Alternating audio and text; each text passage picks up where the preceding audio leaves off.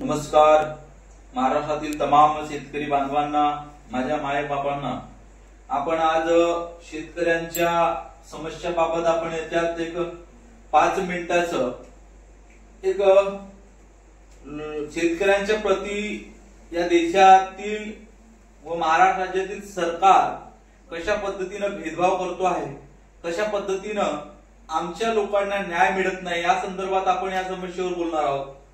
तर माझी विनंती असेल की आज शेतकऱ्यांना त्यांच्या हमीभाव असेल,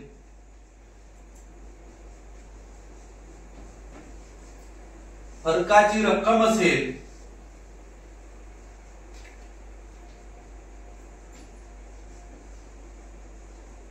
या संदर्भात ज्या सामाजिक संघटनेच्या माध्यमातून आपण प्रत्येक विधानसभेतील आमदारांना आपण निवेदन दिला होता की सेंटरमधील ज्या हमीभाव पाहिजे होता शेतकऱ्यांना, त्या संदर्भात आपण प्रत्येक आमदारांना निवेदन दिलं होतं।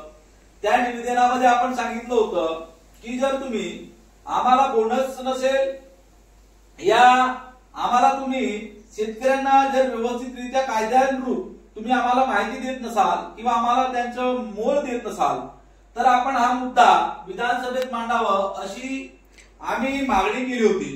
पण साथियो, आपण महाराष्ट्राच्या विधान भवनामध्ये आतापर्यंत एकही आमदारांच्या मुखातून आपण हा प्रकरण ऐकलेला नाही।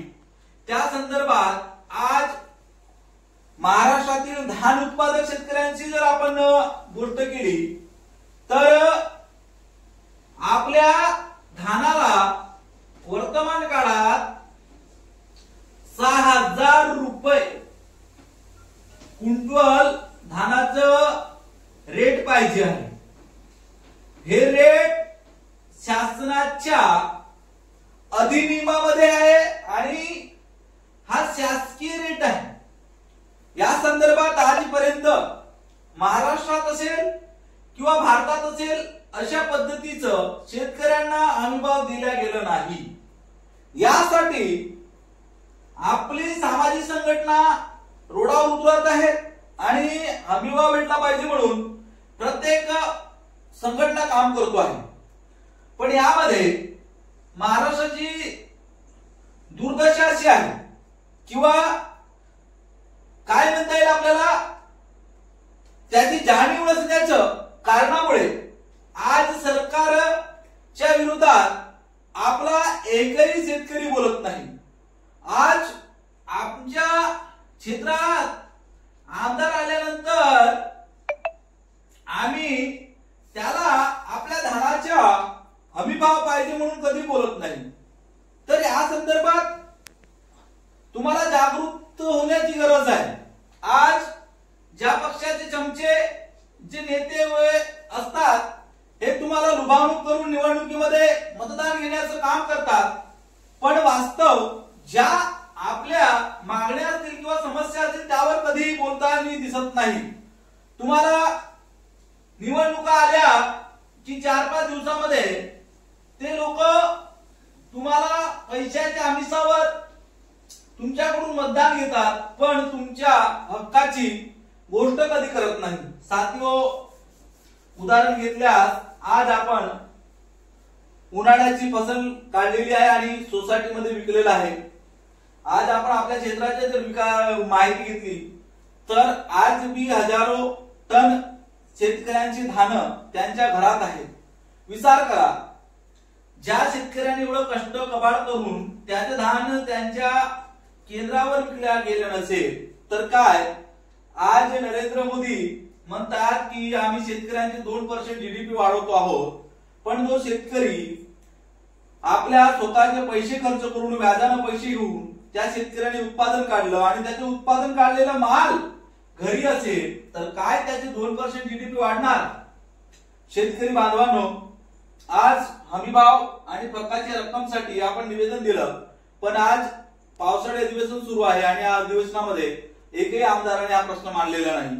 त्यानंतर आज ज्या आदिवासी सोसायटी असतील त्यामध्ये ज्या शेतकऱ्यांनी धान विकलेले आहे त्या शेतकऱ्यांचं बिलिंग होऊन 1 महिना झाला असेल, त्या लोकांना आतापर्यंत पैसे मिळालेले नाही।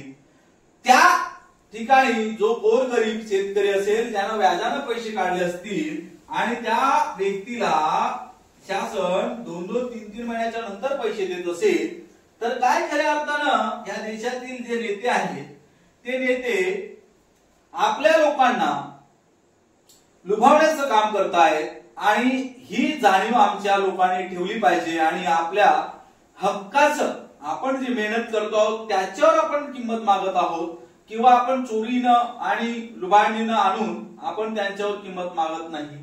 यासाठी सर्व शेतकरी बांधवांनो आपण हमीभाव मागण्यासाठी आमदारांपर्यंत खासदारांना हे प्रश्न विचारण्याची गरज आज आहे।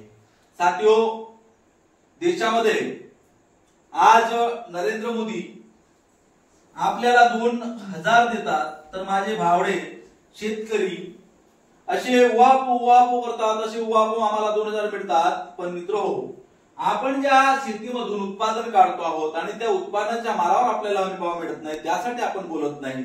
शेतकऱ्यांनो, आपण आवर्जून समजून घ्या की सरकार जी पैसे आपल्याला 2000 देतो आहे ती काय आपल्या घरून आपल्याला नरेंद्र मोदी पैसे देत नाही, तर आमच्याच टॅक्स मधून पैसे घेऊन ते पैसे आपल्याला परत करतो आहे।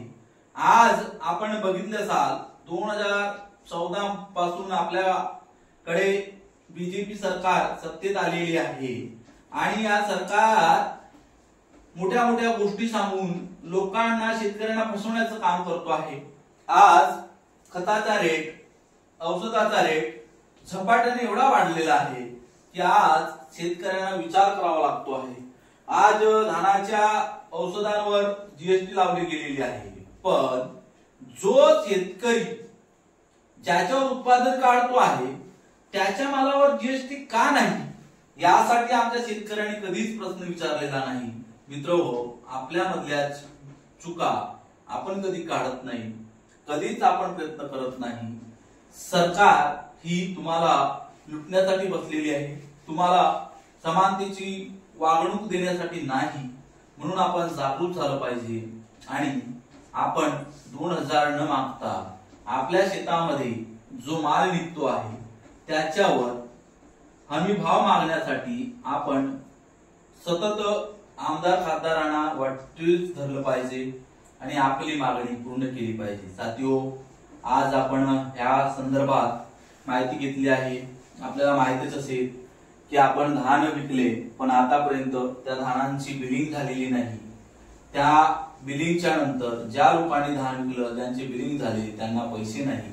काय आज शेतकरी पावसाळी से पीक लावणार आणि त्याच्याकडे पैसे मिळणार नाही, तर त्याची अवस्था काय असेल या संदर्भात आपण विचार करावं व आमच्या व्हिडिओला जास्तीत जास्त शेतकऱ्यांकडे पाठवावं आणि आपण या 2 मागण्या फरकाची किंमत आणि हमीभाव हे घेतल्याशिवाय शांत बसू नये आणि आपलं काम हे आमदारांना, खासदारांना विचारायचं आहे आणि आपण हे विचारून आपली मागणी पूर्ण करण्यासाठी कटिबद्ध राहाल अशी मी आपल्याला विनंती करतो आहे। मित्रहो, ज्या लोकांना आम्ही निवडून देतो तेच आमदार पाणी चोरतात आणि लाखो शेतकऱ्यांना भूमी करण्याचा प्रयत्न या देशामध्ये सुरू आहे। याकडे आपण लक्ष द्यावं आणि आपण या समस्येच्या संदर्भात माहिती द्यावी आणि आमच्या व्हिडिओला लाईक करावं, शेअर करावं आणि जास्तीत जास्त शेतकऱ्यांपर्यंत पोहोचवावं। जय हिंद, जय भारत, जय श्रीराम।